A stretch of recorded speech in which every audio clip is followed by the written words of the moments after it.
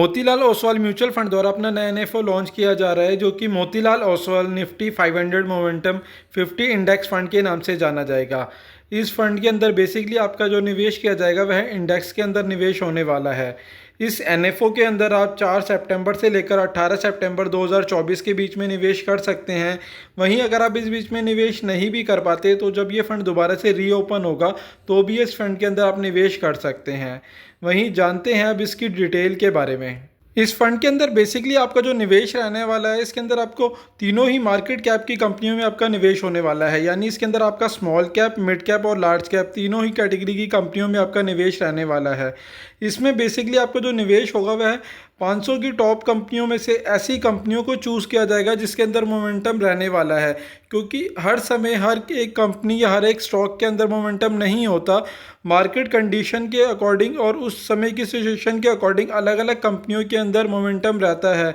यहाँ पर main role यही रहेगा, जिस कंपनियों में ज़्यादा मोमेंटम होने की चांसेस हैं उसके अंदर ही बेसिकली आपका निवेश किया जाएगा, क्योंकि इस तरीके के इंडेक्स ने अधिकतर मार्केट को आउट परफॉर्म किया है और मार्केट से हमेशा ज़्यादा ही रिटर्न दिया है। इसे आप इस हिसाब से समझ सकते हैं, एग्जांपल के तौर पे यदि किसी व्यक्ति ने 1 लाख रुपए का निवेश 2005 में किया होता, तो जहां निफ्टी 50 टोटल रिटर्न इंडेक्स ने 1 लाख को 15,35,000 रुपये तक बनाया है, वहीं अगर किसी ने मोमेंटम टोटल रिटर्न इंडेक्स के अंदर किया होता तो वहीं इसने 1 लाख को 76 लाख रुपए तक बना दिया है। तो आप देख सकते हैं कि इसके अंदर कितनी तगड़ी ग्रोथ हुई है। जहां निफ्टी के अंदर 15 गुना का रिटर्न मिला है, वहीं मोमेंटम वाले फंड के अंदर 76 गुना का फंड मिला है। तो आप देख सकते हैं कि इसने मार्केट को कितना ज़्यादा आउट परफॉर्म किया है। इस वजह से इस फंड के अंदर निवेश की अच्छी संभावना है और ग्रोथ होने की भी ज़्यादा चांसेस है लॉन्ग टर्म के अंदर।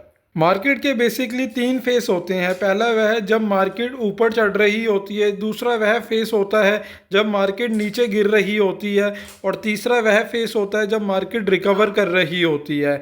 तो इस फंड का बेसिकली जो मोटो रहने वाला है वो मोमेंटम ऐसी ही कंपनियों को सिलेक्ट करना है जो गिरती हुई मार्केट के बाद रिकवर होने के समय पर ज़्यादा जिसके अंदर ग्रोथ होने की संभावना रहेगी और जो नॉर्मल मार्केट के अकॉर्डिंग ज़्यादा तेज़ी से ग्रोथ करेगी, ऐसी ही कंपनियों का सिलेक्शन कर उन्हीं कंपनियों के अंदर निवेश होने वाला है। वहीं बात करें अगर इसके एसआईपी रिटर्न की, यदि किसी व्यक्ति ने इसके अंदर 10,000 रुपये की एसआईपी शुरू की होती, तो जहां निफ्टी 50 के अंदर इसका पिछले 1 साल के अगर रिटर्न की बात करें तो 35% से ज़्यादा का रिटर्न रहा है, 3 सालों में 21% से ज़्यादा का रिटर्न रहा है, 5 सालों में 21% से ज़्यादा का रिटर्न रहा है और 10 सालों में 16% से ज़्यादा का रिटर्न दिया है। वहीं अगर 10,000 रुपये की एसआईपी की जाती तो 1 साल में जहां 1,20,000 रुपये जमा किए होते, वहीं उसकी मार्केट वैल्यू होती है 1,42,000 रुपये। वहीं 3 सालों की बात करें तो 3,60,000 रुपये जमा होते और उसकी मार्केट वैल्यू होती है 4,93,000 रुपये। 5 सालों में देखें तो 6 लाख रुपए जमा होते हैं और इसकी मार्केट वैल्यू होती है 10,23,000 रुपये। वहीं 10 सालों में बात करें तो 12 लाख रुपए जमा होते हैं और इसकी मार्केट वैल्यू होती है 28 लाख रुपए। यहाँ पर 10 सालों में 16% तक का रिटर्न रहा है। वहीं अगर इसका कंपैरिजन हम Nifty 500 momentum 50 total return index से करते हैं तो उसने पिछले 1 साल में 82% से ज़्यादा का रिटर्न दिया है, 3 सालों में 45% से ज़्यादा का रिटर्न दिया है, 5 सालों में 41% से ज़्यादा का रिटर्न दिया और 10 सालों में 27% से ज़्यादा का रिटर्न दिया है। वहीं अगर इसके अंदर 10,000 रुपये की एसआईपी की होती है 1 साल में तो 1 लाख रुपये 20,000 रुपये जमा किया होता है जिसकी वैल्यू 1,68,000 रुपये होती है। वहीं 3 सालों में 3,60,000 रुपये जमा किए होते और उसकी वैल्यू 6,76,000 रुपये होती है। वहीं 5 सालों के अंदर 6 लाख रुपये जमा किए होते और इसकी वैल्यू 16,24,000 रुपये होती है और 10 सालों में 12 लाख रुपये जमा किए होते और इसकी वैल्यू अगर बात करें तो 51,48,000 रुपये तक होती। बात करें स्कीम डिटेल की तो यह एक ओपन एंडेड फंड है, तो इसके अंदर आप कभी भी इन्वेस्टमेंट कर सकते हैं और कभी भी विड्रॉ कर सकते हैं। वहीं बात करें इसके अंदर इन्वेस्टमेंट की तो लमसम और एसआईपी दोनों ही केस के अंदर आप केवल 500 रुपये से अपने निवेश की शुरुआत कर सकते हैं। वहीं बात करें इस फंड के बेंचमार्क की तो इस फंड का benchmark Nifty 500 momentum 50 total return index का रहने वाला है। करें इन्वेस्टमेंट की तो आप इसके अंदर लॉन्ग टर्म कैपिटल एप्रिसिएशन के लिए इन्वेस्टमेंट कर सकते हैं। बात करें इस फंड पे लगने वाले एग्जिट लोड की तो यदि आप अपने पैसे को 15 दिन से पहले विड्रॉ करेंगे तो इस पर 1% का एग्जिट लोड रहने वाला है। वहीं 15 दिन के बाद विड्रॉ करेंगे तो उस पर किसी प्रकार का कोई एग्जिट लोड नहीं है। वहीं बात करें फंड मैनेजर की तो ये 2 फंड मैनेजर के द्वारा मैनेज होने वाला है।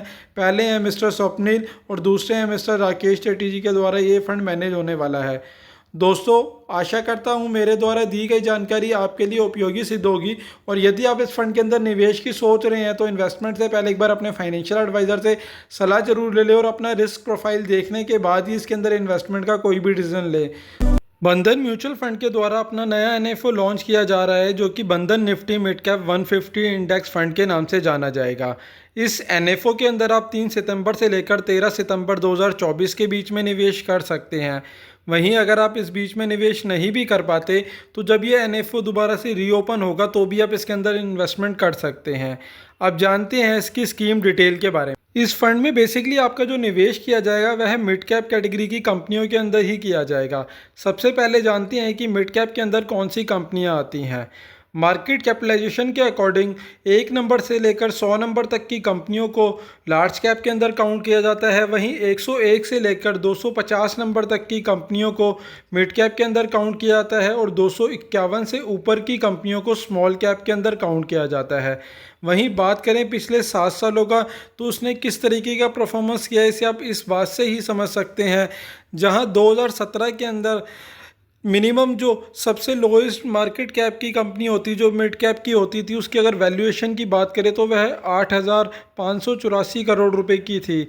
वहीं 2024 के अंदर यही अगर आप देखेंगे जो सबसे छोटी मिड कैप कैटेगरी की कंपनी है, अगर उसकी वैल्यूएशन देखेंगे तो 2024 के अंदर यह 27,564 करोड़ की है। वहीं अगर मैक्सिमम की बात करें तो 2017 के अंदर जो सबसे बड़ी मिड कैप की कंपनी थी उसकी वैल्यूएशन की बात करें तो यह 29,255 करोड़ रुपए की थी। वहीं 2024 में देखेंगे तो जो सबसे बड़ी मिड कैप कैटेगरी की कंपनी है उसकी वैल्यूएशन 82,452 करोड़ रुपए तक की हो चुकी है।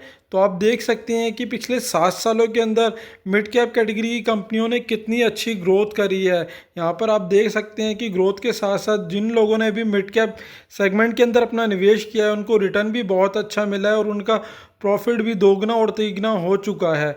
इस वजह से इस कैटेगरी की कंपनियों के अंदर निवेश कर अच्छा रिटर्न मिलने की बहुत बड़ी संभावना रहती है, क्योंकि जो आज की मिड कैप कंपनी है वो ही कल की लार्ज कैप होने वाली कंपनी होती है। इस वजह से यह निवेश के लिए एक बहुत ही अच्छा और सूटेबल ऑप्शन हो सकता है उन सभी के लिए जिनका भी नज़रिया लॉन्ग टर्म का है। बात करें मिड कैप के अंदर टॉप के सेक्टर की तो उसके अंदर होटल इंडस्ट्री आती है, फिनटेक कंपनियां आती हैं, इंडस्ट्रियल प्रोडक्ट बनाने वाली कंपनियां आती हैं, ऑटो बनाने वाली कंपनियां आती है, कंज्यूमर ड्यूरेबल वाली कंपनियां आती हैं और क्यूएसआर वाली कंपनियां आती हैं। तो इस अंदर बहुत ही टॉप की लीडर कंपनियां होती हैं जो आगे चलकर फ्यूचर में लार्ज कैप के अंदर कन्वर्ट हो सकती हैं। बात करें पास्ट रिटर्न की तो जहां लार्ज कैप ने पिछले 1 साल में 27% से ज़्यादा रिटर्न दिया है, 3 सालों में 17% से ज़्यादा का रिटर्न दिया है, 5 सालों में 18% से ज़्यादा का रिटर्न दिया है और 10 सालों में 13% से ज़्यादा का रिटर्न दिया है। वहीं अगर इसका कंपैरिजन हम मिड कैप से करते हैं तो इसने पिछले 1 साल के अंदर 55% से ज़्यादा का रिटर्न दिया है, वहीं 3 सालों में 28% से ज़्यादा का रिटर्न दिया है, 5 सालों में 31% से ज़्यादा का रिटर्न दिया है और 10 सालों में 21% से ज़्यादा का रिटर्न दिया है।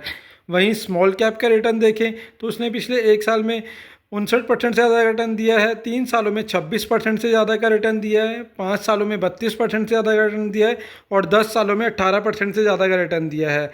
वहीं आप देख सकते हैं कि इसने स्मॉल कैप की तुलना में तो कम रिटर्न दिया है, बट इसके अंदर स्मॉल कैप की तुलना में भी रिस्क भी कम होता है। वहीं अगर आप इसका रिस्क एडजस्ट रिटर्न भी देखेंगे तो इसने स्मॉल कैप की तुलना में काफ़ी अच्छा दिया है।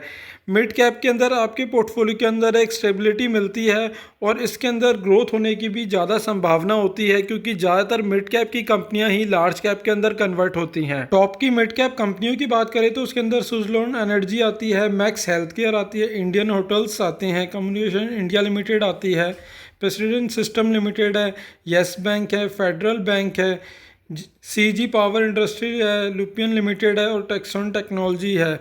इन सब की अगर टोटल वेटेज की बात करें तो उसकी वेटेज 15% से ज़्यादा की आती है। बात करें स्कीम डिटेल की तो बंधन Nifty mid cap 150 index fund यह एक इंडेक्स कैटेगरी का फंड है। वहीं बात करें यह एक ओपन एंडेड इक्विटी स्कीम है, तो आप इसके अंदर कभी भी इन्वेस्टमेंट कर सकते हैं और कभी भी विड्रॉ कर सकते हैं। बात करें बेंचमार्क की तो उसका benchmark Nifty mid cap 150 total return index का रहने वाला है। बात करें इस फंड पे लगने वाले एग्जिट लोड की, तो यदि आप अपने पैसे को 15 दिन से पहले विड्रॉ करते हैं तो उसके ऊपर 0.25% का एग्जिट लोड लगेगा, और 15 दिन के बाद विड्रॉ करेंगे तो उस पर किसी प्रकार का कोई एग्जिट लोड नहीं है।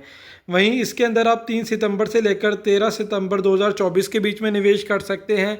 वहीं अगर आप इस बीच में निवेश नहीं भी कर पाते तो जब ये दोबारा से रीओपन होगा तो भी आप इसके अंदर इन्वेस्टमेंट कर सकते हैं। बात करें इन्वेस्टमेंट की, तो लमसम के केस में आप इसमें 1000 रुपये से निवेश की शुरुआत कर सकते हैं, और एसआईपी के केस में आप सिर्फ 100 रुपये से निवेश की शुरुआत कर सकते हैं। बात करें इसके फंड मैनेजर की, तो उसके फंड मैनेजर मिस्टर निमेश सेठ रहने वाले हैं। वहीं इसके अंदर आप रेगुलर और डायरेक्ट दोनों ही ऑप्शन के थ्रू इन्वेस्टमेंट कर सकते हैं। क्योंकि यह इक्विटी कैटेगरी का फंड है तो उसके ऊपर टैक्सेशन भी इक्विटी वाला ही रहने वाला है।